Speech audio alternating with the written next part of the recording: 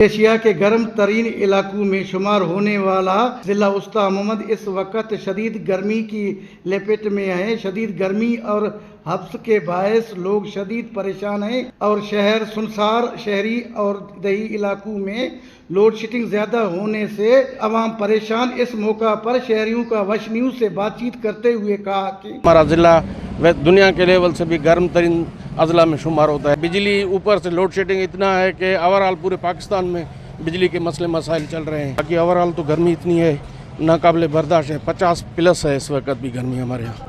اس کی وجہ سے نہ کوئی روزگار ہو رہا ہے، نہ کوئی بزنس مین پریشان ہے۔ مسئلے مسائل تو بہت ہیں گرمی کی وجہ سے۔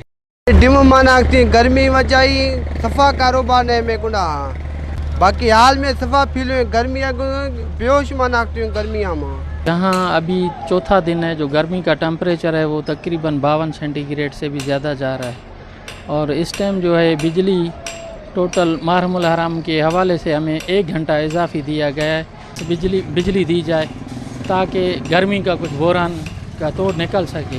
شہریوں کا کہنا تھا کہ وسطی محمد اس وقت شدید گرمی کی لپیٹ میں ہے۔ بجلی کے لوڈ شیڈنگ سے لوگ عاجز آ چکے ہیں، لہٰذا وسطی محمد کے شہری حکام بالا سے اپیل کرتے ہیں کہ وسطی محمد سمیت نصیر آباد ڈویژن کو لوڈ شیڈنگ فری زون قرار دیا جائے۔ کیمرہ ٹیم کے ساتھ علی حسن بلوچ، وش نیوز، وسطی محمد، بلوچستان۔